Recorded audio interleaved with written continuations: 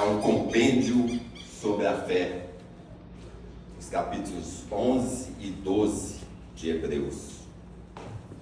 A carta aos Hebreus, a gente não sabe quem a escreveu. Alguns dizem que foi Paulo, outros dizem que foi Barnabé, que andava com Paulo, alguns dizem que foi Apolo, que também andava com Paulo, mas na realidade nós não sabemos.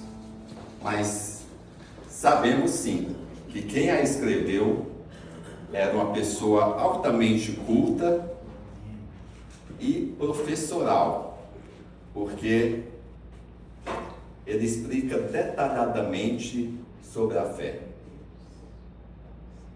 E eu começo fazendo uma pergunta para refletir. Como é uma vida sem fé?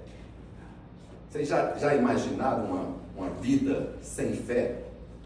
Como seria? É uma vida sem esperança, sem razão e sem Deus. Porque sem crer nele, como é possível ter um relacionamento com ele? Sem fé é impossível agradar a Deus. Mas a configuração padrão de muitas pessoas é confiar na sua própria força e encontrar seu futuro no que é real, no que é visível, no que é palpável. Muita gente é assim. Eu creio que numa época da minha vida eu achava que eu confiava na minha própria força. Embora nunca fui ateu, sempre criei em Deus, mas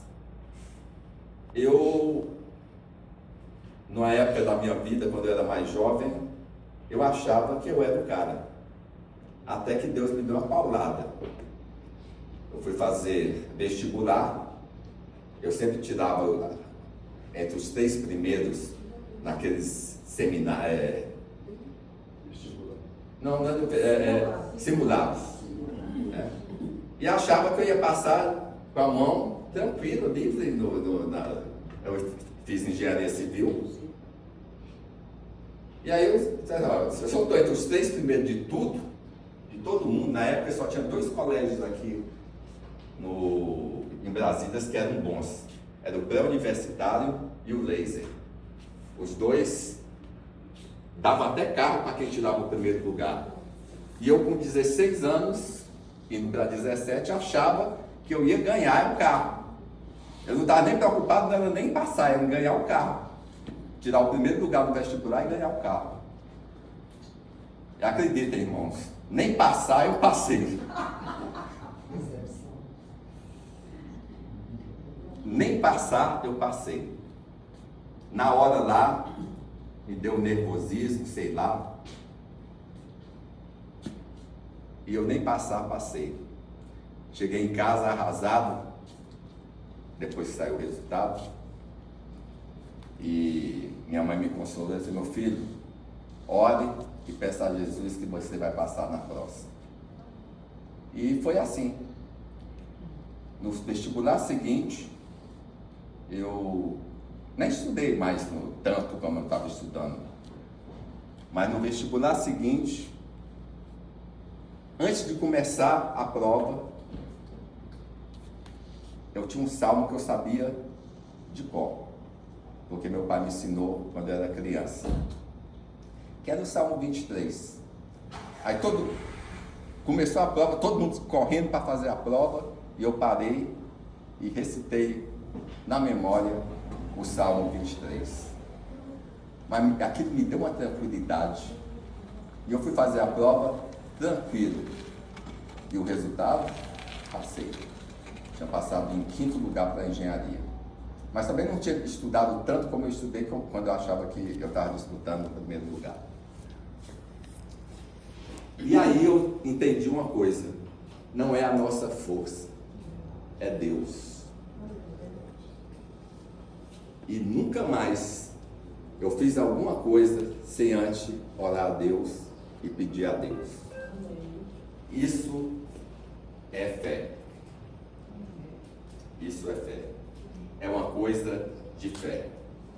Mas então, muita gente confia na sua própria mão. Acontece que em situações difíceis, quem que ele vai buscar? Se ele não crê em Deus, ele vai buscar nos amigos. E os amigos, em tempos difíceis, eles somem, desaparecem. E você fica se sentindo sobrecarregado, sem direção, vazio e desamparado. É isso que acontece com a pessoa que não tem fé. Mas a realidade é que a fé verdadeira, ela é invisível. Ela é incognoscível. O que é incognoscível? É aquilo que é incompreensível, ininteligível, inabalável. A fé forte é essa. Ela é inabalável. Quando a gente explora todo o seu potencial. E aqui eu faço uma pergunta para vocês. Você está pronto para perseguir algo maior na sua vida? Busque essa fé inabalável. Amém. Amém? Então, Hebreus 11 é uma passagem muito familiar nas Escrituras. Mas apesar de já ter sido lido tantas vezes, tem passagens na Bíblia que a gente já leu inúmeras vezes. E ela não perde a sua relevância, mesmo tendo lido tantas vezes. O fato de você já ter ouvido antes não a torna menos verdadeira, necessária e importante. Se eu disser que 2 mais 2 são 4, todo mundo sabe, mas isso não torna menos importante. Vai fazer uma conta e põe 2 mais 2 são 5, vai sair errado. Continua sendo importante. Agora imagine a palavra de Deus, que é muito mais que isso. Porque a palavra de Deus, ela é viva, ela é eficaz, ela é poderosa, ela é transformadora e é eterna. Eterna. Aleluia. Toda vez que a gente lê, vemos algo que nunca vimos antes. Você pode fazer esse teste. Toda semana lê a mesma coisa, você vai ver que cada dia você vai ter uma aplicação diferente da mesma palavra. Olha só. A palavra de Deus, ela é viva para nós, como células e moléculas. Está viva não apenas no tecido da pele, mas no tecido espiritual. Nós temos espírito, e é o espírito que se relaciona com Deus. Então, nós temos um tecido espiritual vivo. Você é uma combinação de células. Se algo explodir em alguma das suas células, isso afetará seu corpo por completo, porque seu corpo é feito de células. Sua pele, seus órgãos, seus tecidos, seus ossos, seu sangue, tudo é célula.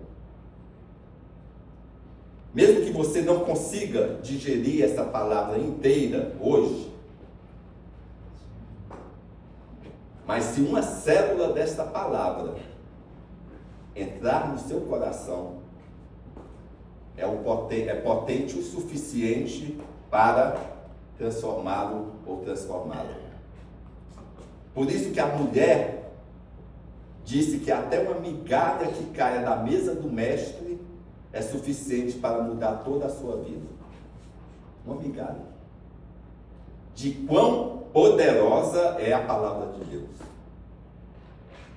Todos encontraram? Hebreus 11, versículo 1 a 3. Começa assim. Ora, a fé repita comigo, a fé é o quê? Firme A fundamento. certeza de coisas que se esperam e a convicção de fatos que se não veem. A certeza de coisas que se esperam e a convicção de fatos que se não veem. Versículo 2: pois pela fé os antigos obtiveram um bom testemunho.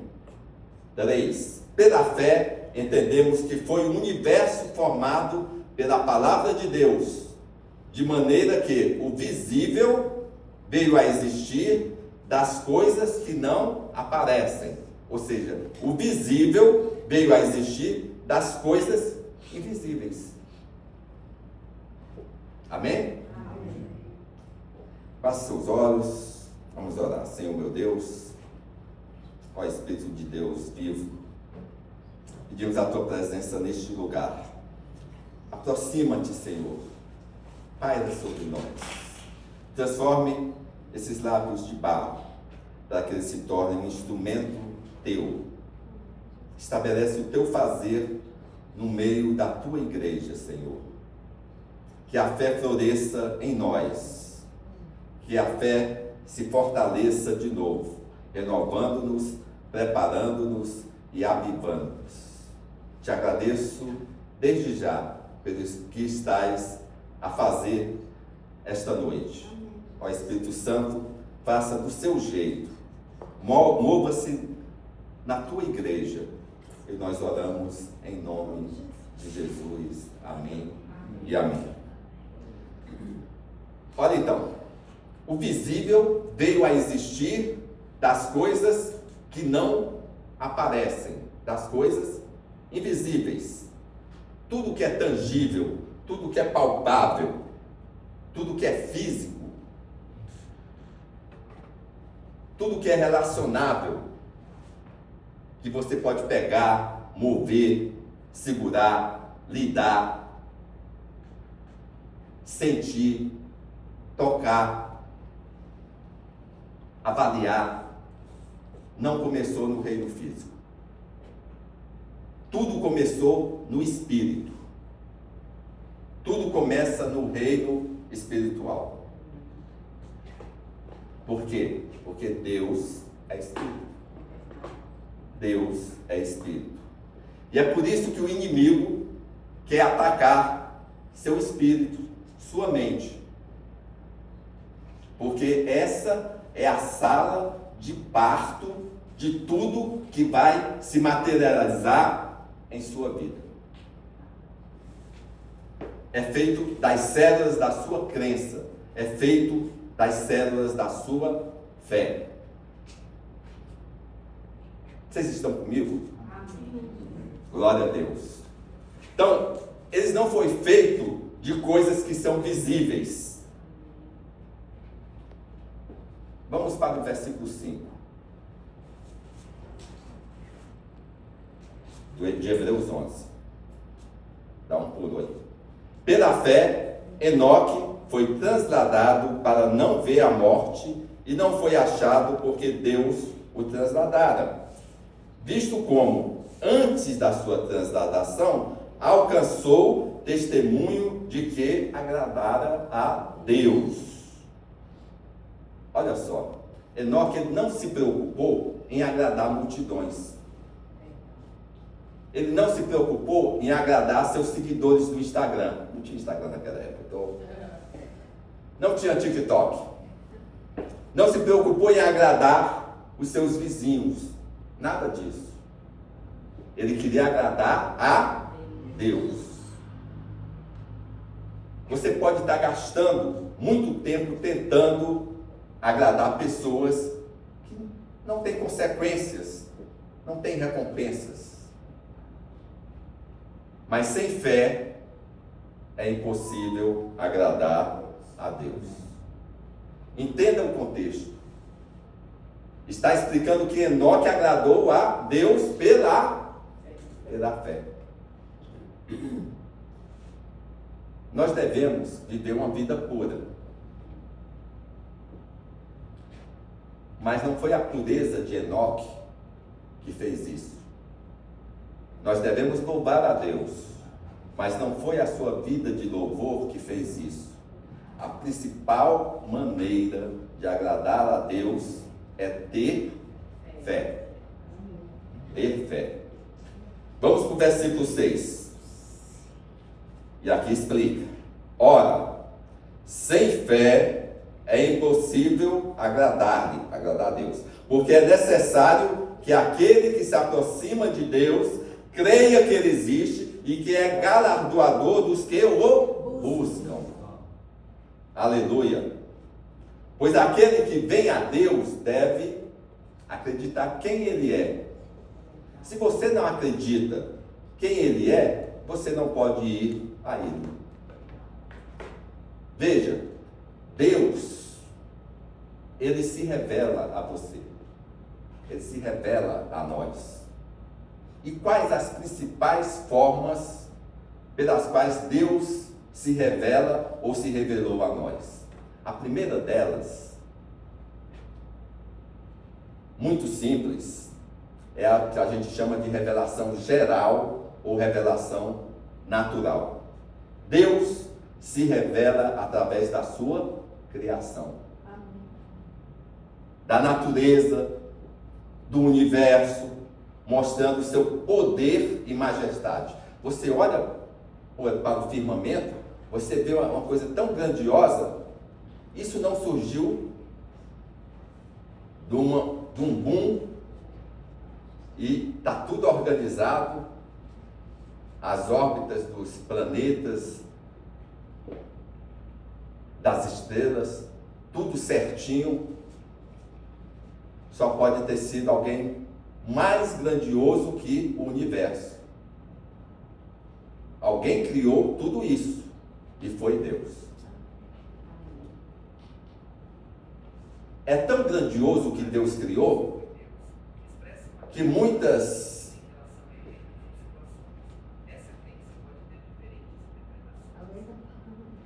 meu celular ele fica se comunicando comigo sem eu pedir. Ou seja, é uma prova de que a gente toda hora está sendo vigiado. Então, voltando onde eu estava, o que Deus criou é tão grandioso que muitas comunidades adoram a criação. Os antigos adoravam o sol como Deus. Mas o sol não é Deus. O sol foi criado por Deus. Tinha muitas tribos que adoravam a lua. Achavam bonito, grandioso. E adoravam a lua. Mas a lua não é Deus. É a criação de Deus. De tão grandioso que as coisas que Deus criou. Eu gosto muito do Salmo 19, que ele fala assim: os céus proclamam a glória de Deus, e o firmamento anuncia as obras de suas mãos. Aleluia. Amém, glória a Deus. Então, o firmamento, o universo, o que a gente vê, são criação de Deus. E isso nos revela o quão grandioso é o nosso Deus. Segundo tipo de revelação é chamada revelação especial. O que é uma coisa especial? É algo muito importante. Então são revelações mais fundamentadas. E a primeira delas, que fazem parte desse tipo de revelação especial, é a palavra de Deus. Através das escrituras sagradas, onde Deus revela por meio de histórias, profecias, ensinos, orientações. é uma revelação de Deus. 2 Timóteo 3,16 está até ali, fala assim: toda a escritura é inspirada por Deus e útil para o ensino, para a repreensão, para a correção, para a educação na justiça, a fim de que o homem de Deus seja perfeito e perfeitamente habilitado para toda boa obra. A palavra de Deus é uma revelação especial de Deus. Aleluia, glórias a E Deus. aqui, como eu vou falar de fé, a gente tem que entender que a fé vem por ouvir e ouvir a palavra de Deus. Qual outra revelação especial que nós temos? Jesus Cristo. Jesus Cristo é a revelação máxima e completa de Deus em forma humana. Jesus é descrito como a imagem do Deus invisível. Colossenses, Paulo fala na sua carta aos Colossenses, no capítulo 1, versículos 15 e 16, ele diz assim, falando de Jesus: este é a imagem do Deus invisível. Por isso que eu estou dizendo que não sou eu que estou dizendo, eu estou mostrando aqui na palavra de Deus. O primogênito de toda a criação, pois nele foram criadas todas as coisas nos céus e sobre a terra, as visíveis e as invisíveis, sejam tronos, sejam soberanias, quer principados, quer potestades, tudo foi criado por meio dele e para ele. Jesus Cristo é uma revelação especial de Deus, a revelação máxima. E ainda em Hebreus, no capítulo 1, os versículos de 1 a 4, até o título já diz a revelação de Deus. Aí vem, versículo 1: havendo Deus outrora falado muitas vezes e de muitas maneiras aos pais, pelos profetas, nesses últimos dias nos falou pelo Filho, a quem constituiu o herdeiro de todas as coisas, pelo qual também fez o universo. Ele que é o resplendor da glória e a expressão exata do seu ser, sustentando todas as coisas pela palavra do seu poder. Depois de ter feito purificação dos pecados, assentou-se à direita da majestade nas alturas, tendo se tornado tão superior aos anjos, quanto herdou mais excelente nome do que eles. Jesus é o nome sobre todo nome. Uma outra revelação especial são as profecias e visões, por meio dos profetas, por meio dos apóstolos, que receberam mensagens diretas de Deus. Outra revelação especial: milagres e sinais. Milagres e sinais são coisas sobrenaturais. Ações sobrenaturais que revelam o poder e a presença de Deus. E por último, e não por estar aqui na última, tá? Só questão de sequência, tem o Espírito Santo. O Espírito Santo é Deus. O Espírito Santo, nós que somos crentes, ele mora em nós. E ele nos guia, nos ensina e revela a verdade aos crentes. Em João 14, 26, Jesus falando assim: mas o Consolador, o Espírito Santo, a quem o Pai enviará em meu nome, esse vos ensinará todas as coisas e vos fará lembrar de tudo que vos tenho dito. Glória a Deus. O Espírito Santo.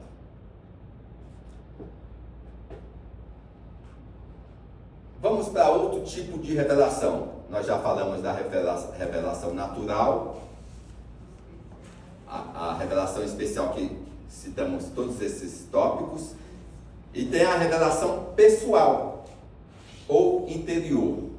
Deus se revela ao coração humano por meio da fé e da experiência pessoal com Ele.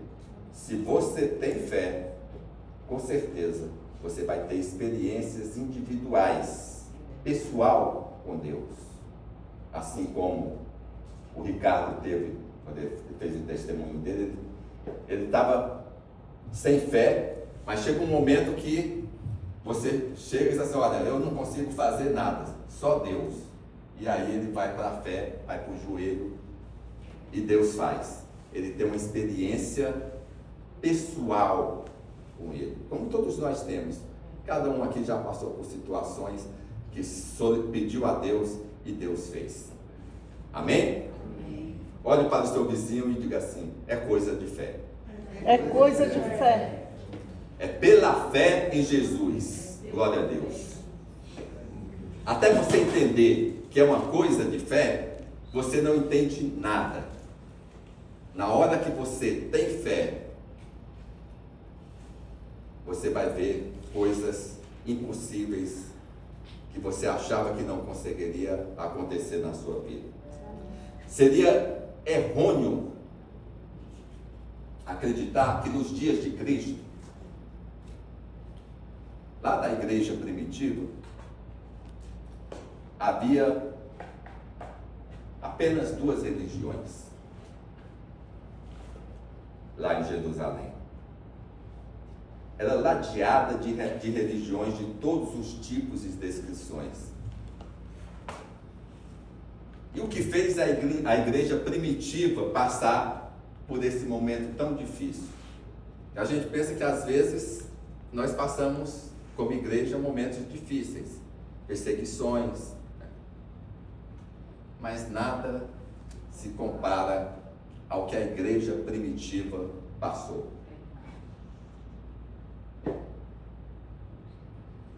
Sabe o que é que eles estavam? Eles estavam numa guerra ideológica e espiritual. E o que é uma guerra ideológica?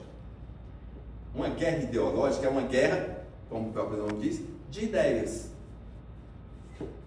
Agora mesmo, se uma bomba explodindo, ou fuzis AK-47 disparando contra a gente, nós estamos em guerra.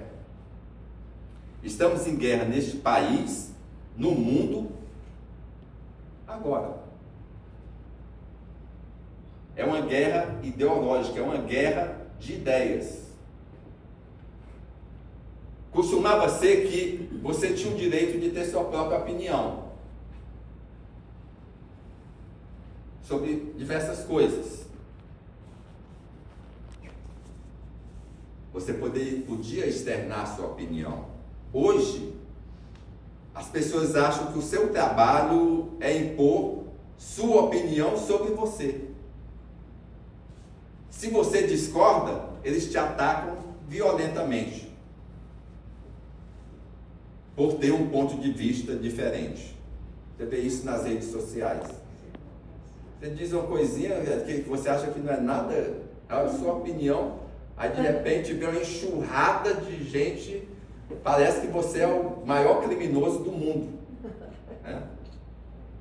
É ou não é assim? Guerra ideológica. Você tem que ser forte para manter suas convicções, para manter a sua fé. Não se importa com o que os outros dizem. Você não tem que agradar aos outros, você tem que agradar a Deus. Agora imagine um jovem adolescente dos seus 16, 17 anos nos dias de hoje, enfrentando um ambiente hostil das universidades brasileiras, que desde professores e alunos defendem uma agenda woke, uma agenda de ideologia de gênero, porque atualmente há um maremoto, uma onda de tsunami das ideologias anticristãs. Muita gente bombardeando o cristianismo verdadeiro. E eles chamam isso de cultura. Que tem bombardeado a teologia cristã, deixando-a doente, até dentro das igrejas, tentando nos calar e até tentando alterar a palavra de Deus. Nesta era presente, estamos com problemas. Mas, como eu falei, no passado também foi assim. Havia, na época de Jesus, os fariseus. Quem eram os fariseus? Só para ter uma ideia, os fariseus, eles não tinham... Os fariseus tinham os saduceus, e os fariseus não gostavam dos saduceus, não. Mas se juntavam para lutar contra os ensinamentos de Jesus lá na sinagoga. Se juntavam para lutar contra os cristãos. Cada um deles tendo suas próprias versões, ideias e filosofias que foram difundidos durante o tempo de Jesus. Mas Jesus, ele foi firme em sua convicção, disposto a debater com eles as suas doutrinas, que nada mais é do que a doutrina de Deus. E que os fariseus e os saduceus deveriam também estar lutando para defender a doutrina de Deus, mas eles criaram a sua própria doutrina, a doutrina dos homens. Uma guerra ideológica, no princípio, não tem balas, não tem armas, nem granadas. É uma guerra de opiniões e ideias. Mas chega um tempo que pode chegar às vias de fato. Na época da igreja primitiva, havia um grupo lá chamado gnóstico, ou gnosticismo, defendia o gnosticismo. E esse nome, gnosis, vem do grego, quer dizer conhecimento. Os gnósticos se transformaram em uma seita que defendia a posse de conhecimentos secretos. Eles diziam que, segundo eles, esses conhecimentos os tornavam superiores aos cristãos comuns, que não tinham o mesmo privilégio. Então, você vê isso, aconteceu na Igreja Católica, a Igreja Católica mandando queimar as Bíblias, para que os cristãos não tivessem acesso à palavra de Deus, e para que eles pudessem manipular do jeito que eles quisessem.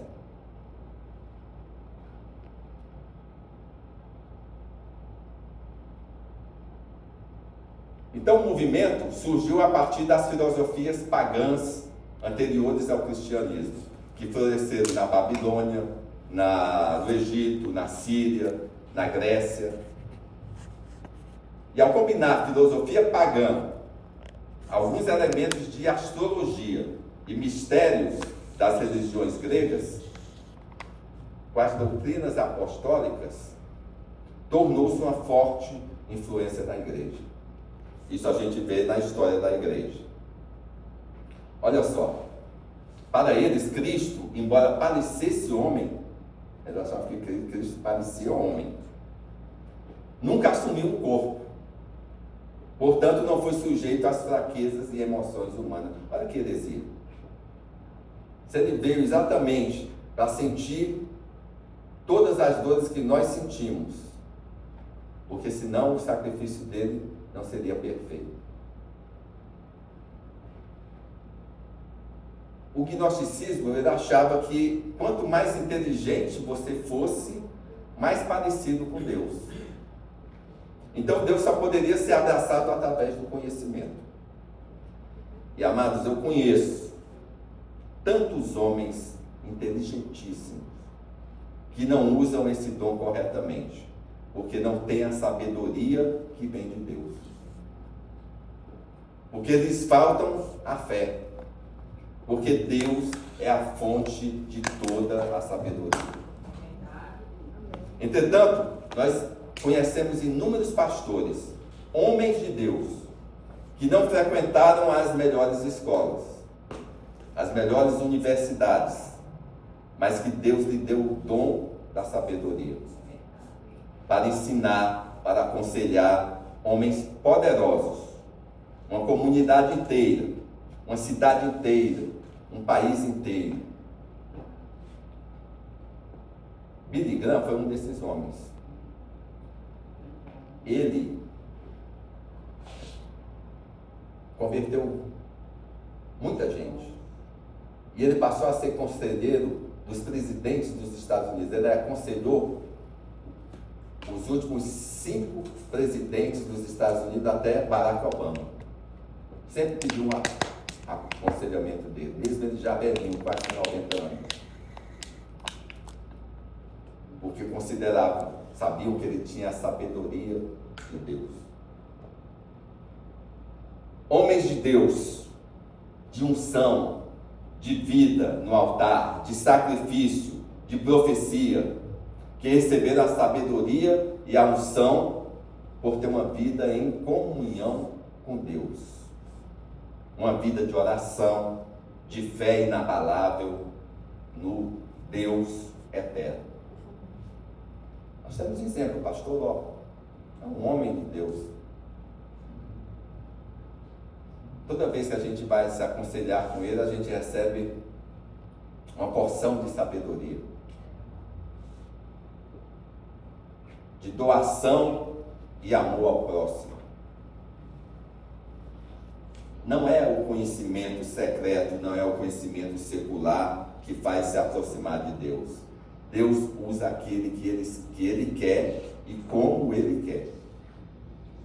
Não importa se vem de família abastada ou não, se é mais ou menos inteligente, não importa se é presidiário ou não. Conheço tantos pastores que vieram de presídios e hoje são homens de Deus.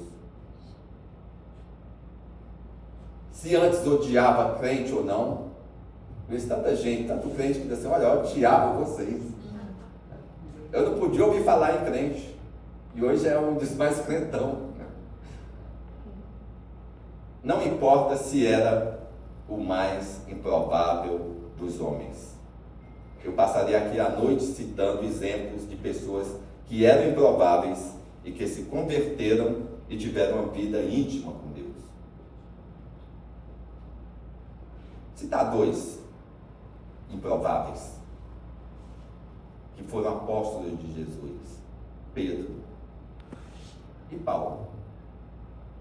Foram improváveis de forma diferente, mas foram improváveis.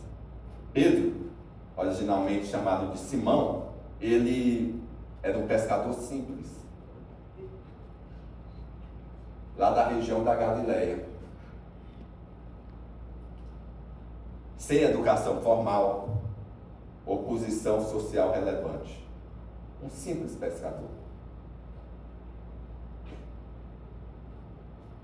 Isso já o tornava uma escolha improvável para ser um líder do movimento iniciado por Jesus.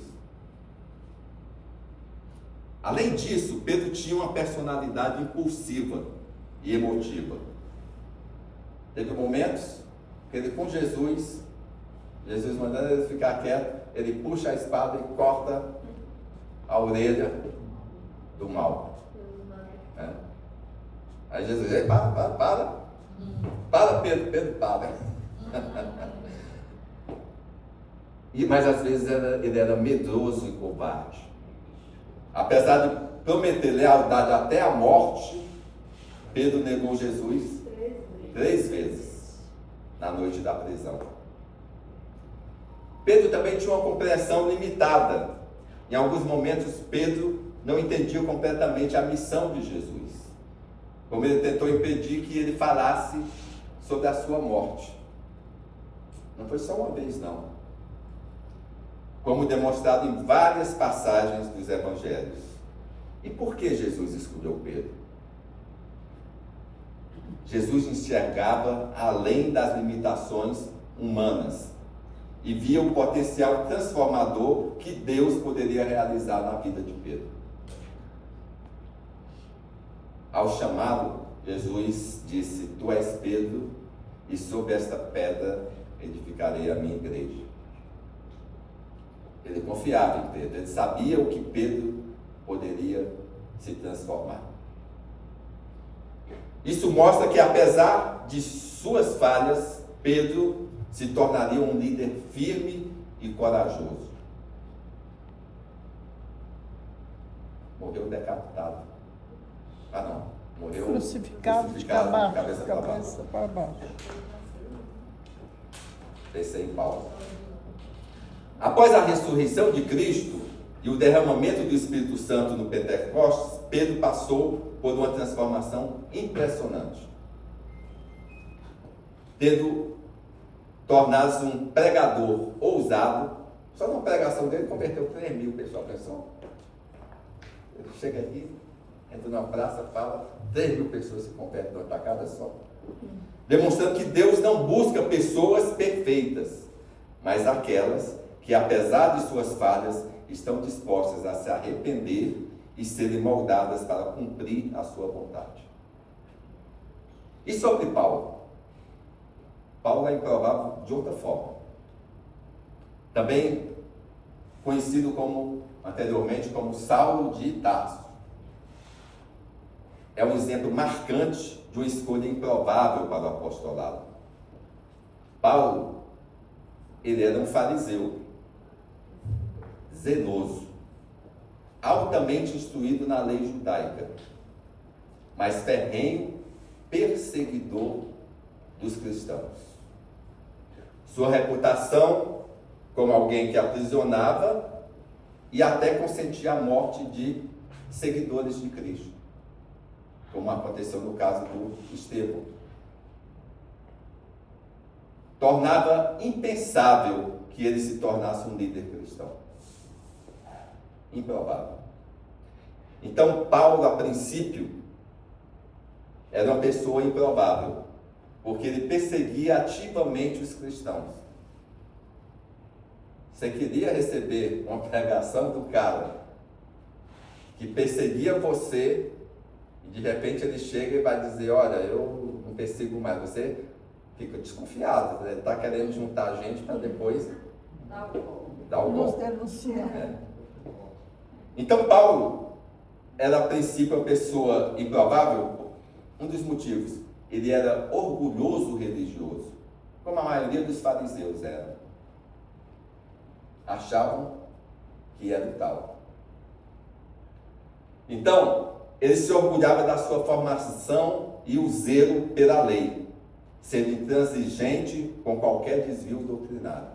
E eles achavam que a doutrina cristã era um desvio doutrinado da doutrina judaica. Paulo, ele tinha uma cegueira espiritual. Apesar do seu vasto conhecimento das Escrituras, ele era doutor da lei. Foi ensinado aos pés de Gamaliel. Então, Paulo não reconhecia Jesus como Messias e via o cristianismo como uma seita perigosa. Improvável, mas não para Jesus. Por que Jesus escolheu Paulo? A escolha de Paulo demonstra o poder transformador da graça de Deus. Você pode se achar uma pessoa improvável para fazer alguma coisa para Deus, mas Deus tem a capacidade de torná-lo, de transformá-lo, para usá-lo como instrumento seu na obra do reino.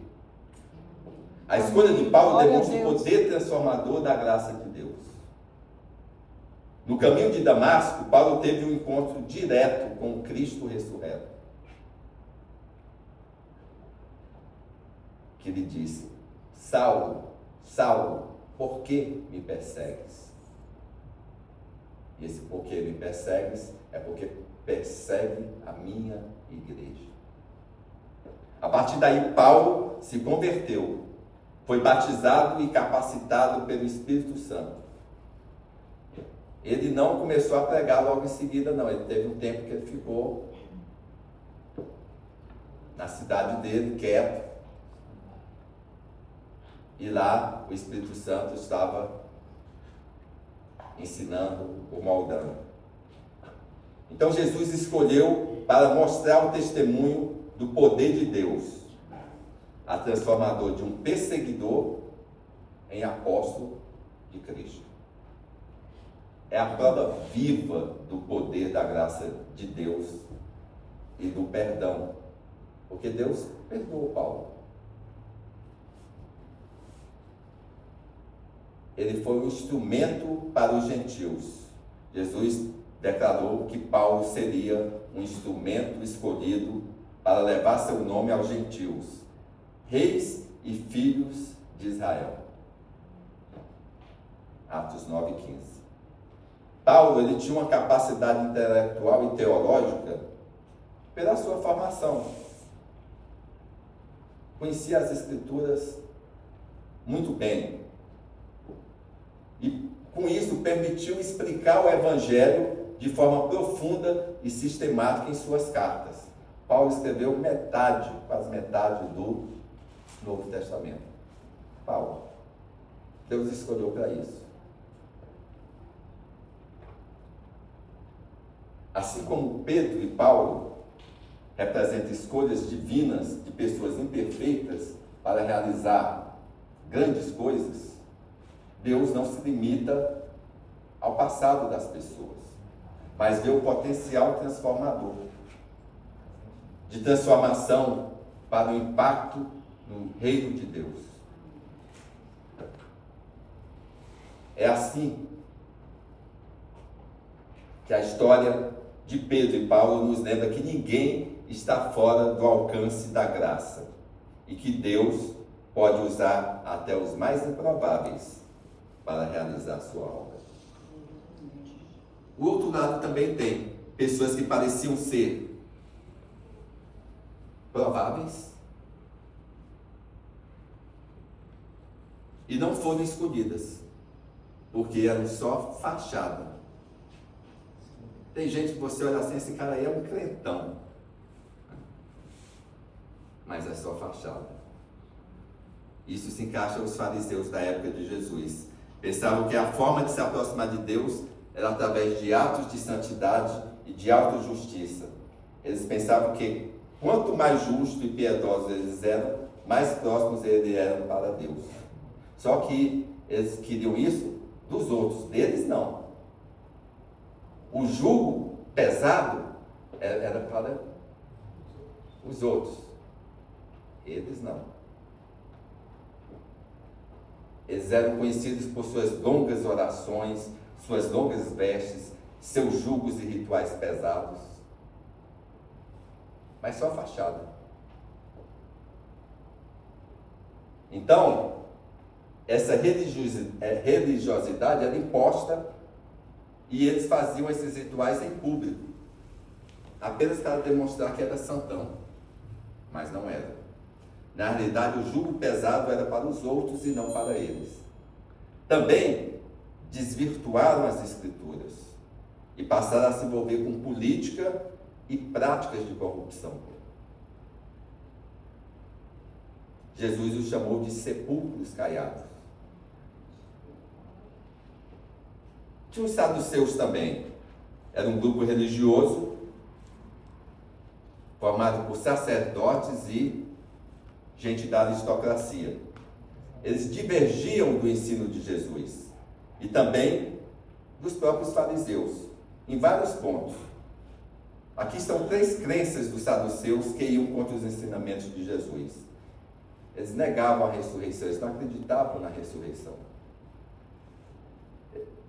Rejeição da existência de anjos e espíritos, também não criam. Mas Jesus frequentemente mencionava anjos em seus ensinamentos. Enfrentava espíritos malignos ao expulsar demônios. Os saduceus também pensavam que na morte o espírito não saía do corpo por 3 dias. E foi por isso que Jesus esperou que Lázaro tivesse morto há 4 dias. Para que os saduceus não pudessem dizer que ele não tinha ressuscitado Lázaro.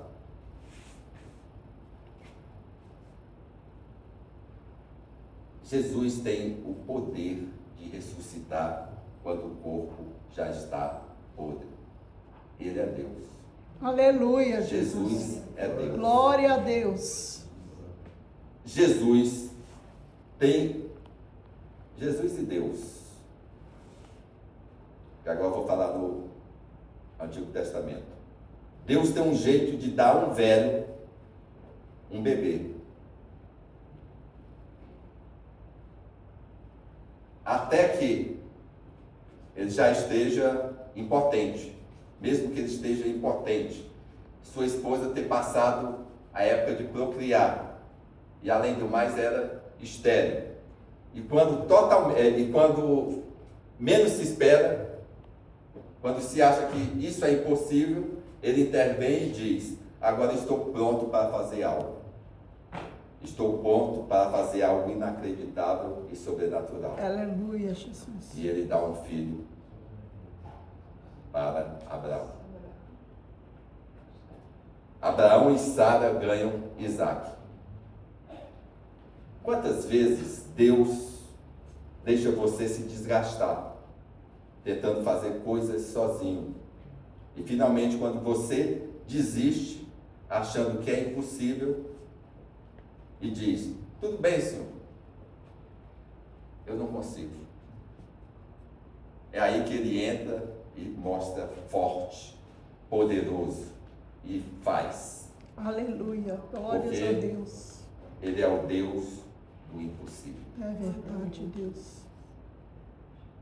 É coisa de fé. Repita comigo: é coisa de fé. É coisa de fé. Olha só, Hebreus 11 nos lembra que a fé não é uma ideia do Novo Testamento. Desde a criação do homem em diante, as pessoas foram movidas pela fé. A fé, ela não pode ser confinada por estruturas de dispensação. Pela fé somos herdeiros da promessa. A fé nunca sai de moda. Eu tinha uma calça jeans, nos idos de 1970, acho que não tem quase ninguém aqui que estava nessa época. 1970, tinha uma calça jeans, a moda era usar boca sino. Hoje eu vejo as minhas fotos, mas que ridículo. Saiu de moda, né? Mais que isso, não cabe mais nem em mim. Então, a fé nunca saiu de moda. Antes que Moisés existisse, antes da lei, a fé apenas é. Mas a razão pela qual a fé é que ela é um denominador comum, que independentemente de quão intelectual você é ou não, você tem acesso igual a ela, porque a fé é a porta de entrada para todas as promessas de Deus. A fé é a porta de entrada para todas as promessas de Deus. Aleluia. A porta, ela divide ambientes.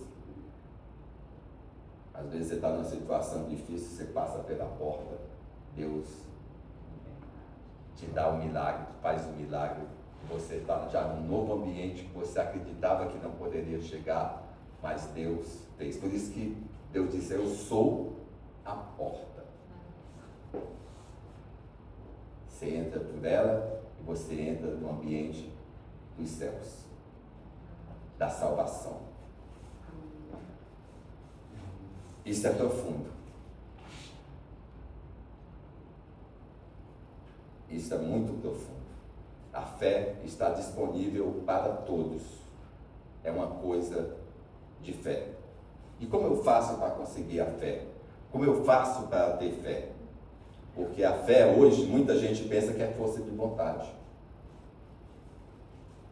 A gente fica doente e diz assim: eu creio que eu vou ser curado.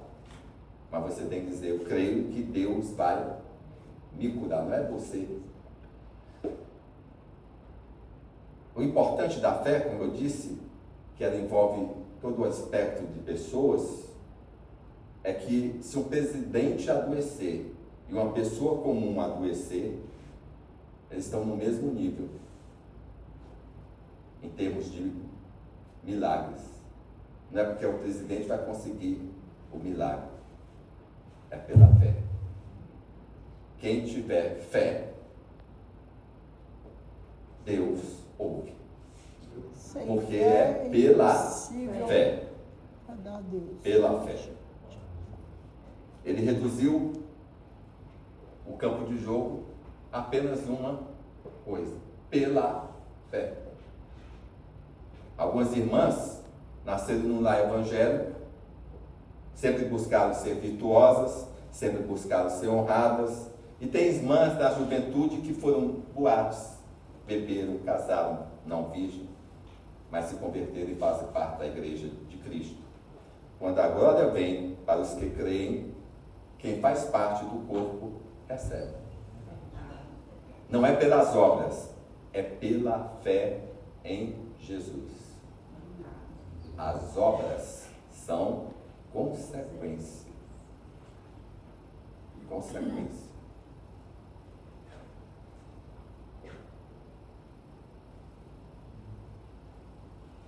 Olha só, na experiência cristã há etapas fundamentais, especialmente dentro da teologia protestante.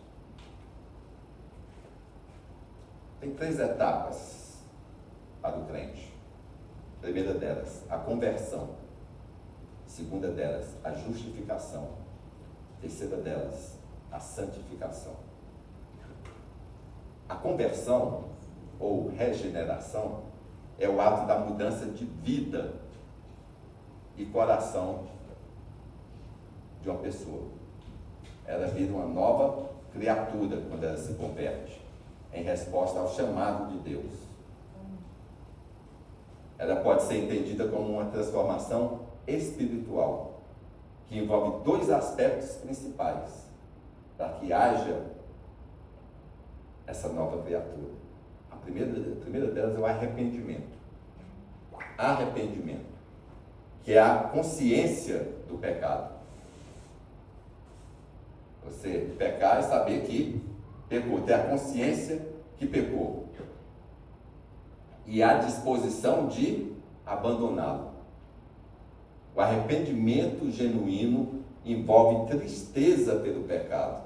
Todos nós que somos crentes, que temos o Espírito Santo, nós não estamos imunes a pecar, mas nós, quando pecamos, o Espírito Santo nos toca, a gente sente tristeza. Eu não deveria ter feito e pede perdão. É uma mudança de atitude em relação ao que era antes. Então, nessa etapa de conversão, você tem que ter o arrependimento. E o outro, principal, é a fé, que é a confiança em Jesus como Salvador e Senhor. Sem isso, nada de conversão. Se você não crê que Jesus é o Senhor e Salvador da sua vida, esquece, você não é convertido. A fé verdadeira não é apenas acreditar em fatos sobre Jesus. Eu acredito que Jesus existiu. Não. Mas depender dele para a salvação. Saber que a salvação vem por ele. Atos 3,19 diz assim: arrependei-vos, olha aí, ó, a palavra arrependimento. Arrependei-vos, pois, e convertei-vos para que sejam apagados os vossos pecados. Glória a Deus. A outra etapa é a justificação. Essa segunda etapa é o ato pelo qual Deus declara o pecador justo diante dele. O pecador justo. Olha aí, ó. Em tese não deveria ser, né? Mas ele transforma o pecador como justo diante dele, com base na obra redentora de Cristo. Pelo sangue de Jesus, você foi justificado. Você é tornado justo. Quando alguém pergunta, você é justo? Assim, eu sou em Jesus Cristo. Eu não digo que sou porque sou. Eu sou em Jesus Cristo. É o ato legal e instantâneo que ocorre no momento da conversão. Quando você se converte, pronto. Seus pecados são apagados e você é justificado pela obra redentora de Jesus. A justificação é fundamentada exclusivamente na graça de Deus por meio da fé em Jesus Cristo. Não é algo conquistado por obras humanas, mas imputado pela justiça de Cristo. Cristo pagou um preço por nós. Então, ela remove a culpa do pecado e concede ao crente a justiça de Cristo. Deus nos vê como justo por causa do sacrifício do seu Filho amado Jesus.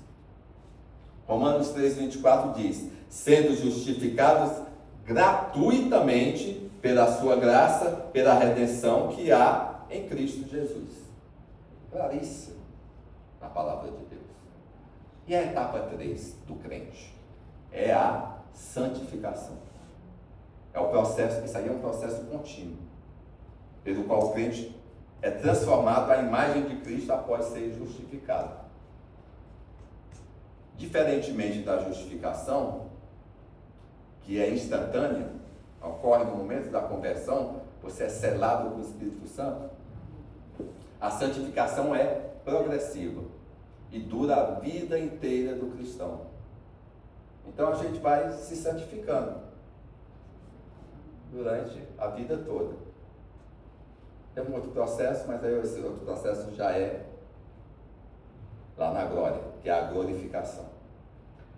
Então, embora seja obra divina, essas 3 etapas, o crente coopera por meio da oração, por meio da leitura da Bíblia e prática das boas obras. Por isso que eu disse que as boas obras são consequência.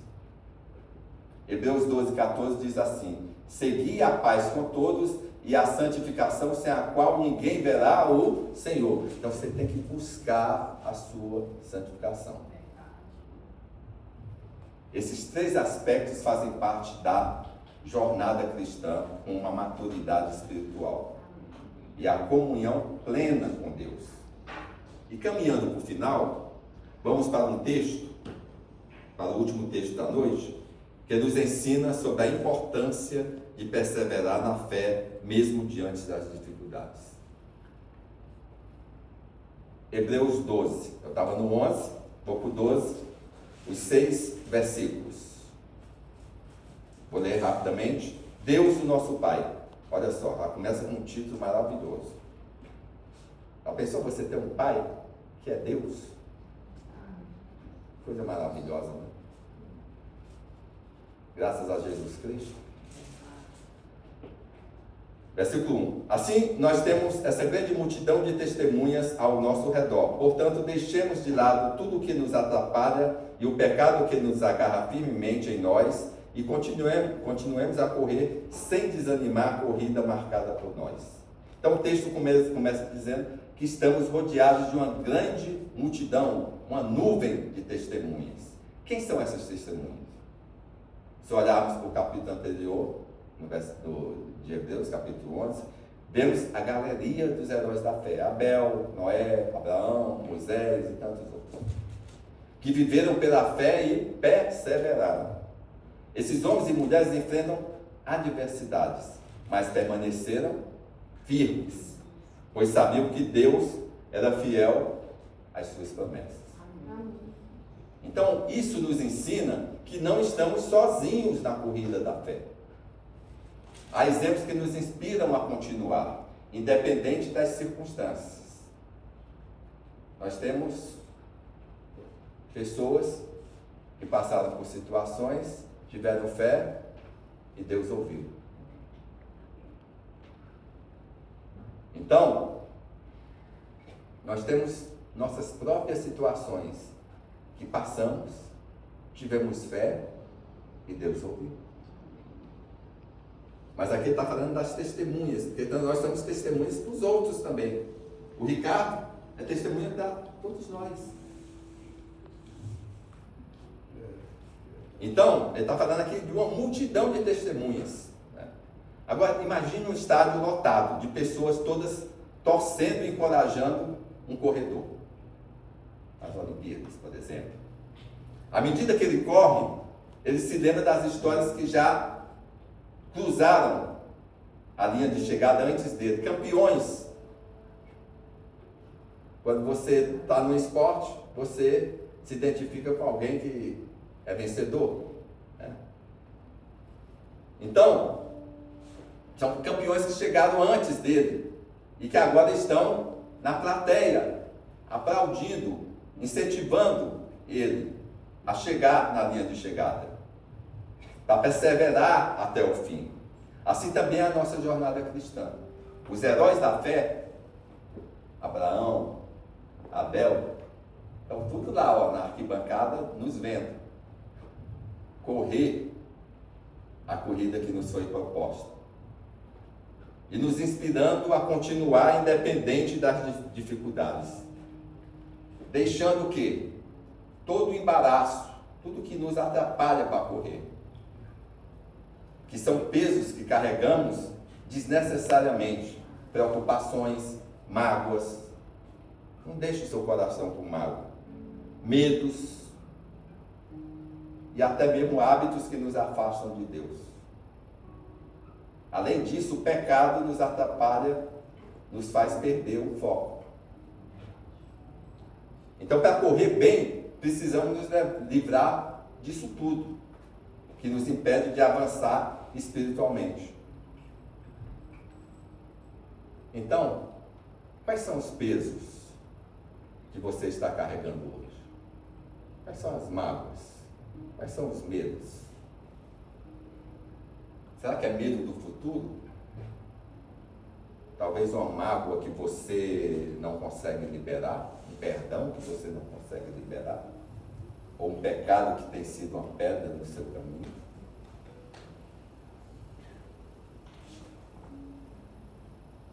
Aí eu digo, imagine um alpinista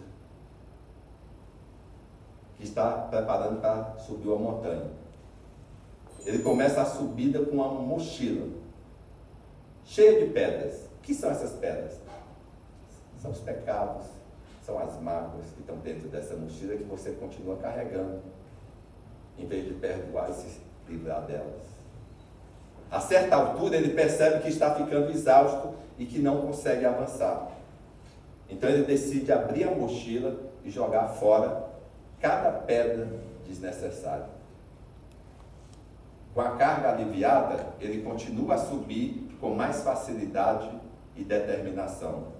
Assim também, na vida cristã, nós precisamos nos livrar dos pesos e pecados que nos atrasam, para que possamos avançar na corrida da fé, com leveza e liberdade. Entregue tudo isso ao Senhor e corra livremente a corrida que Ele te propôs. Aí você se sente leve, você vai chegar no seu propósito mais rapidamente. No versículo 2 diz assim: conservemos nossos olhos fixos em Jesus, pois é por meio dele que a nossa fé começa e ele é quem aperfeiçoa. Ele não deixou que a cruz fizesse com que ele desistisse. Pelo contrário, por causa do gozo, ou seja, da alegria que lhe foi prometida, ele não se importou com a humilhação de morrer na cruz. E agora está sentado do lado direito do trono de Deus. Versículo 3. Pense no sofrimento dele e como suportou com paciência o ódio dos pecadores. Assim, vocês não desanimem nem desistam, porque na luta contra o pecado, vocês ainda não tiveram que combater até a morte. Jesus fez isso por você. Olhando firmemente para Jesus. O segredo de perseverar é manter os olhos em Jesus, o autor e consumador da nossa fé. Amém? Conta uma história que um corredor, durante uma maratona, ele tropeçou e caiu. Tem pedras de tropeço que nos jogam, que nos lançam nas nossas vidas. Ele tropeçou e caiu. Mesmo machucado, ele se levantou e continuou correndo até cruzar a linha de chegada. Quando ele foi entrevistado, perguntado por que não desistiu. E ele respondeu: meu país não me enviou para começar a corrida, mas para terminá-la. Deus nos chamou não apenas para começar a corrida da fé, mas para terminá-la com perseverança e determinação. Seja perseverante na sua fé, mesmo nos momentos difíceis, e você vai cruzar a linha de chegada. Amém. Glória a Deus. Versículo 5. Será que vocês já esqueceram as palavras de encorajamento que Deus lhe disse? Como se vocês fossem filhos dele? Pois ele disse: preste atenção, meu filho, quando o Senhor o castiga, e não se desanime quando ele o repreende, pois o Senhor corrige quem ele ama e castiga quem ele aceita como filho. A correção do Senhor. O autor de Hebreus nos lembra que o Senhor corrige os que amam. Muitas vezes você está passando por situações que é Deus te corrigindo, como pai. A correção de Deus não é um sinal de rejeição, mas de amor. Assim como o pai disciplina o filho para corrigir e moldar o seu caráter, Deus nos disciplina para que possamos amadurecer espiritualmente. A disciplina nos fortalece, nos ensina, nos capacita a continuar correndo com mais vigor. Veja um jardineiro, cuida de uma videira, ou de qualquer árvore frutífera, mas percebe que alguns galhos estão crescendo tortos e atrapalhando o desenvolvimento da planta. Então ele poda cuidadosamente seus galhos, mesmo que isso cause um corte momentâneo na planta. Com o tempo, a videira floresce com mais força e produz frutos abundantes. Da mesma forma, Deus nos poda e corrige quando necessário, embora possa doer no momento. A correção resulta em um crescimento saudável e uma vida mais frutífera espiritualmente. Não desanime quando a correção vier. Ao invés disso, reconheça que ela é uma expressão do cuidado do nosso Pai. Deixemos todo o peso do pecado, mantenhamos os olhos em Jesus e aceitemos com humildade a correção do Senhor. Que a nossa atitude seja de perseverança e fé, pois o prêmio da vitória está reservado para aqueles que não desistem. Seja perseverante. Que possamos, no final, ouvir do Senhor: muito bem, servo bom e fiel. Glória a Deus. Amados, é pela fé que você recebe coisas impossíveis. Amém? Vamos orar.